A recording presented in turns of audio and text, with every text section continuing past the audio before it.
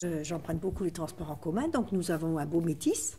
Il faut savoir que c'est les habitants des 40 communes à Metz et alentours de Metz qui ont financé ce métis et que c'est exploité par Keolis, qui est une multinationale. Et donc ça, ce n'est pas acceptable. Ce n'est pas acceptable parce que c'est nous qui payons et c'est la multinationale qui récolte les bénéfices.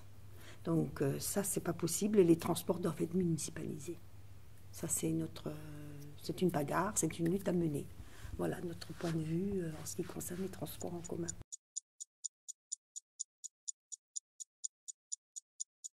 Je ne sais pas, je ne connais pas les grands budgets, tout ça. En tout cas, une chose est sûre, c'est que ce que le maire a fait comme mesure, il a mis une taxe sur l'électricité de 8%, ce qui est le maximum autorisé par la loi. Alors que certaines communes ont choisi 0% d'augmentation. Voilà. Donc voilà. Alors si on privatise tout, évidemment, on n'a plus de recettes. La municipalité perd des recettes. Alors que l'UEM, pour l'instant, n'est pas complètement privatisée, c'est seulement privatisé en partie. Et pour l'instant, l'UEM fait des profits. Donc il n'y avait aucune raison d'augmenter la taxe sur l'électricité.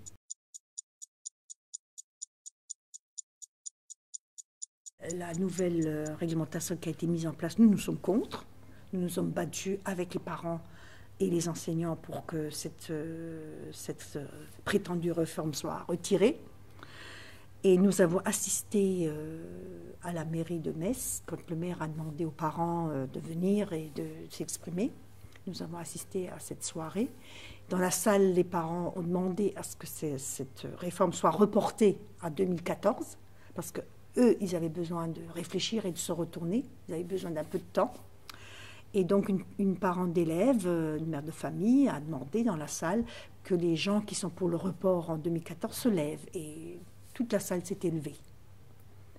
Et donc, après, nous avons assisté au conseil municipal. Ah ben, on n'a absolument pas tenu, le conseil municipal n'a pas tenu compte de la demande des parents. Ils ont appliqué, voilà.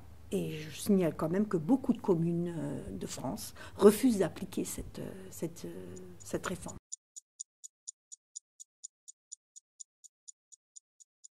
Le commerce et l'emploi, alors vous savez qu'à Borny, il y a une zone franche. Cette zone franche a-t-elle vraiment créé des emplois? On peut se poser la question, parce que qu'est-ce qui s'est passé? Beaucoup d'entreprises qui étaient installées ailleurs sont venues en zone franche pour justement ne plus payer de charges, n'est-ce pas? Et pour les habitants de Borny, je ne pense pas qu'il y a eu beaucoup de création d'emplois, parce qu'ils avaient déjà leurs employés, ils sont venus, ils se sont installés, donc ils n'ont pas recruté. Donc là, j'ai lu dans la presse qu'il y aurait 30 habitants de Borny qui seraient employés sur la zone franche, mais vous savez, 30 emplois, c'est vraiment pas le Pérou. Je ne sais pas si avec ça, on sauvera Borny. Et le deuxième point, c'est qu'on va diminuer les dotations aux communes et aux collectivités locales de 5%. Ce qui représente à peu près, il y a des camarades qui sont amusés à calculer ça, hein, ça représente à peu près 100 € par habitant. Mais dans toute la France, hein, pas seulement à Metz ou à Paris, dans toute la France.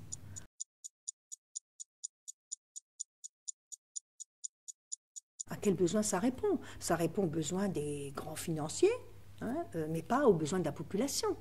La population, est-ce qu'elle a vraiment besoin d'un grand palais des congrès? Je ne sais pas. C'est des choses à discuter avec les habitants. C'est des questions qu'il faut poser aux habitants. Et chaque citoyen doit donner son avis. Moi, personnellement, je ne suis pas pour lancer comme ça des grands chantiers et que ça ne concerne pas les habitants. On a aussi entendu parler d'un grand chantier sur l'ancien aéroport de Frascati, hein, qui répond à quel besoin? Les magasins, il y en a assez. Il y a mezzanine, il y a assez de magasins. Il y a la grande zone, un petit pôle Metz-Sud, etc. Je ne vois pas en quoi une nouvelle zone commerciale, elle va répondre aux besoins des habitants. D'autant plus que les gens ont de moins en moins de pouvoir d'achat. Donc, pour moi, c'est à côté des besoins des gens.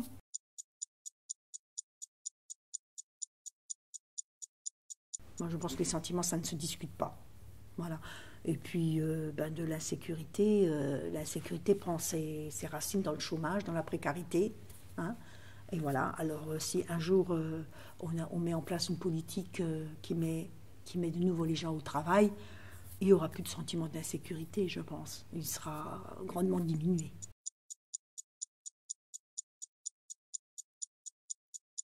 Ben, la culture, quand on parle du Pompidou, les frais de fonctionnement sont quand même énormes.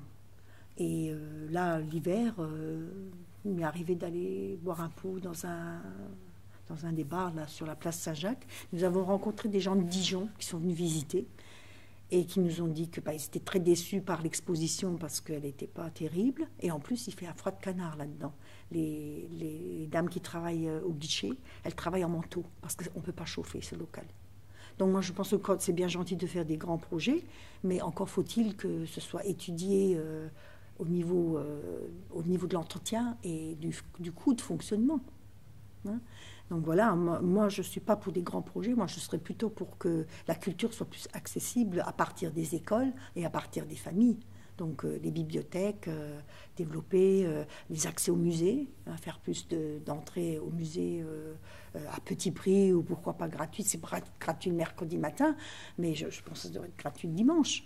Si on veut vraiment attirer des gens, vous voyez, ce genre d'action, plutôt que de construire des grands bâtiments qui sont très jolis, ça je ne dis pas, il est très beau le centre Pompidou, mais qui coûte les yeux de la tête au niveau frais de fonctionnement.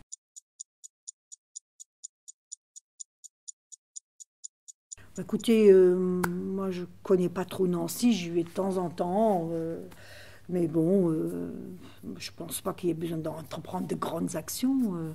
Il faut que les gens puissent circuler. Pour ça, si tout le monde a du travail et qu'il y a assez d'argent pour qu'on puisse avoir un pouvoir d'achat, les choses se font naturellement. Et je pense qu'il n'y a pas besoin de faire des choses...